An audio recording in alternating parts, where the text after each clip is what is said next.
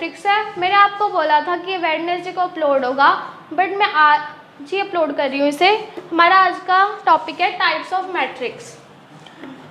So first type है matrix की rectangular matrix.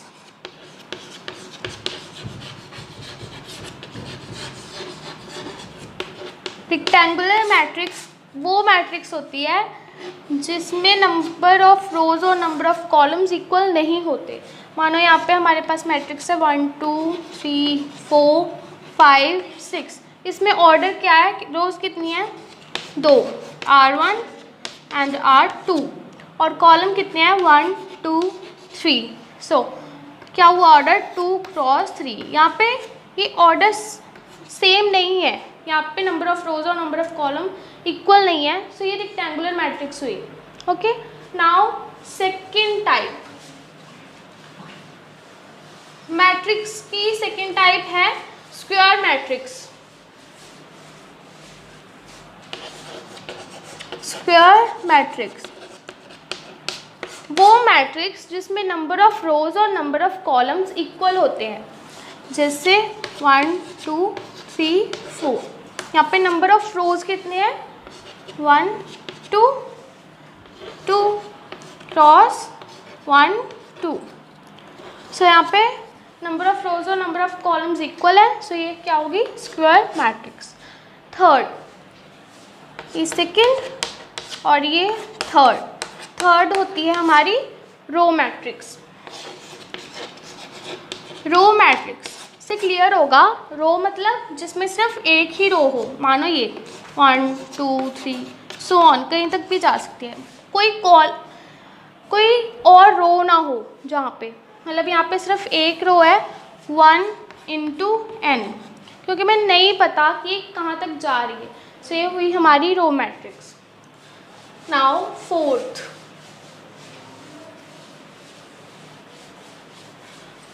Type है हमारी मैट्रिक्स की कॉलम मैट्रिक्स।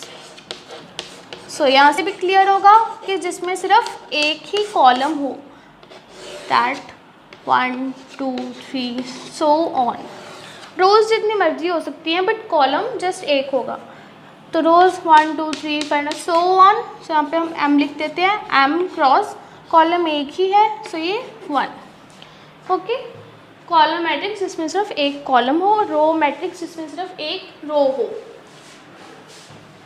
आगे फिफ्थ टाइप मैट्रिक्स की फिफ्थ टाइप है डायगोनल एलिमेंट्स।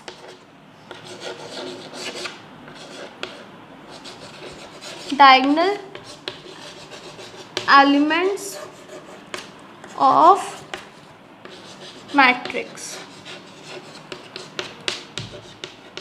डायगोनल एलिमेंट्स वो होते हैं जहाँ पे i is equals to j हो। i रिप्रेजेंट करता है रो को और j रिप्रेजेंट करता है कॉलम को। मानो हमारे पास कोई मैट्रिक्स है, ये वाली, ये सिर्फ स्क्वायर मैट्रिक्स में ही होते हैं।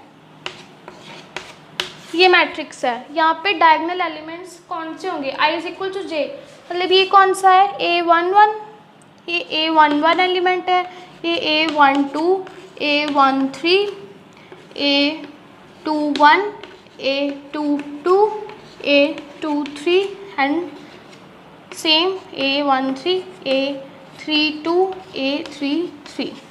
यहाँ पे i कौन सा है, कॉलम रो के लिए, और j कौन सा है, कॉलम के लिए। तो यहाँ पे दोनों इक्वल हैं, यहाँ पे दोनों इक्वल हैं, और यहाँ पे दोनों इक्वल हैं। सो ये वाले हो गए हमारे elements, diagonal elements. Okay, clear. इसके अंडर ही आते हैं दो और टाइप्स हैं इसके। Principal diagonal,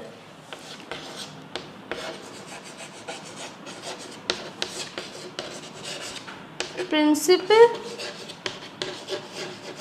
diagonal. मानो हमारे पास कोई मैट्रिक्स है, कोई भी मैट्रिक्स ले सकते हैं आप।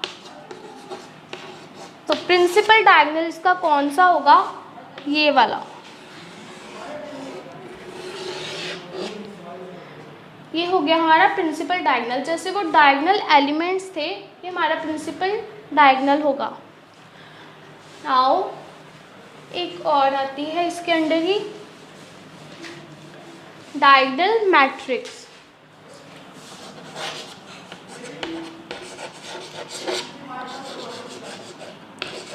डायगोनल मैट्रिक्स, जैसे वो प्रिंसिपल डायगोनल था, डायगोनल मैट्रिक्स में क्या होगा, जस्ट हमारे जो प्रिंसिपल डायगोनल वाले एलिमेंट ही होंगे, बाकी सारे एलिमेंट 0 0 होंगे। ये होती है हमारी डायगोनल मैट्रिक्स, जिसमें सिर्फ ये डायगोनल एलिमेंट्स है ना, वही अदर देन 0 होंगे, बाकी सारे 0 होते हैं हमारे एलिमेंट। ओके, ये सारी जो तीनों थे, प्रिंसिपल डायगोनल, डायगोनल एलिमेंट्स और ये डायगोनल मैट्रिक्स, ये तीनों डायगोनल के अंदर ही आते हैं। नाउ अगला है हमारा स्केलर मैट्रिक्स। स्केलर मैट्रिक्स, जिसमें ये जो प्रिंसिपल डायगोनल होता है हमारा, मानो कि डायगोनल मैट्रिक्स है कोई भी, मतलब कि ये वाली, जिसमें बाकी सारे ये 0 0 होंगे, ये वाले 0 0 होंगे। ये वाले जो एलिमेंट्स होंगे वो सेम होंगे, या तो होगा 2 2 2, या फिर ये मैट्रिक्स हो सकती है 5 5 5 0 0 0 0 0 0। डायगोनल मैट्रिक्स, बट स्केलर तभी होगी जहाँ पर ये जो डायगोनल एलिमेंट्स हैं वो इक्वल हो। आगे आती है हमारी आइडेंटिटी मैट्रिक्स।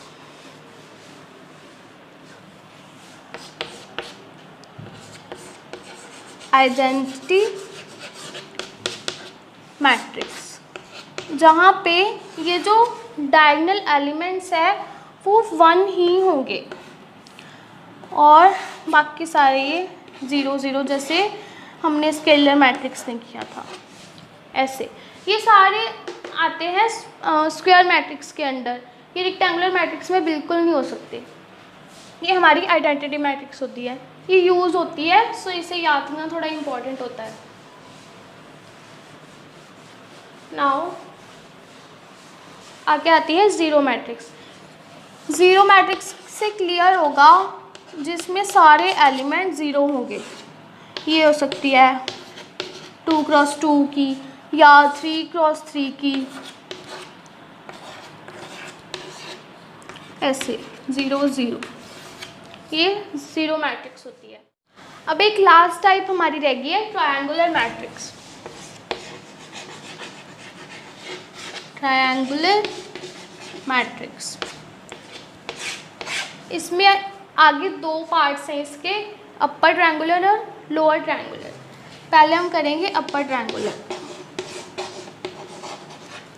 इसमें क्या होता है, जहाँ पे i ग्रेटर देन j हो वो एलिमेंट 0 0 होते हैं। मानो कोई भी मैट्रिक्स है, 3 क्रॉस 3 की मैट्रिक्स ले लेते हैं हम, उसमें ये कौन सा एलिमेंट होगा, a11 a12 a13 a21 a22 a23 a31 a32 a33।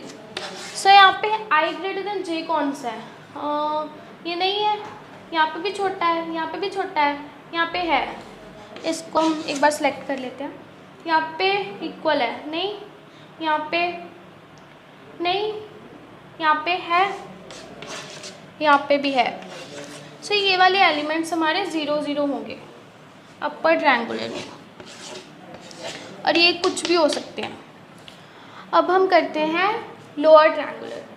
Lower triangular इसका उल्टा होता है, वहाँ पे i लेस देन j वाले एलिमेंट 0 0 होते हैं। ये होता है लोअर ट्रायंगुलर में। यहीं से देख लेते हैं, i लेस देन j, ये वाला नहीं, ये वाला, हाँ ये सिलेक्ट हो गया। आई लेस देन जे, ये वाला हाँ, ये वाला इक्वल है, नहीं आ सकते, ये वाला यस, ये वाला नो। सो ये वाले आ गए, ये कोई भी कुछ भी हो सकते हैं, ये वाले तो अपर ट्रायंगुलर में थे। सो ये कौन सा A21, A31, A32, ये वाले 0 0 होंगे, 0 0 0। ये हो गई हमारी लोअर ट्रायंगुलर। टाइप्स थोड़ी डिफ़िकल्ट होंगी याद करने में, बट अगर समझ आ गई तो आप इजीली इसको याद कर सकते हैं। अब एक हमारा रह गया इक्वालिटी ऑफ मैट्रिक्स, कि मैट्रिक्स कब इक्वल होंगी। दो मैट्रिक्स गिवन होंगी, इक्वालिटी ऑफ मैट्रिक्स। मानो हमारे पास दो मैट्रिक्स है, ए वो है AIJ, और दूसरी मैट्रिक्स है B is equals to BIJ। ये दोनों मैट्रिक्स कब इक्वल होंगी ये देखना है। ये दोनों मैट्रिक्स तभी इक्वल होंगी जब इन दोनों का ऑर्डर इक्वल होगा। मानो ये दो मैट्रिक्स हैं 1 2 4 5 इक्वल्स टू ABCD। इन दोनों का ऑर्डर इक्वल है, इसका 2 क्रॉस 2 है, इसका भी 2 क्रॉस 2 है, ऑर्डर सेम।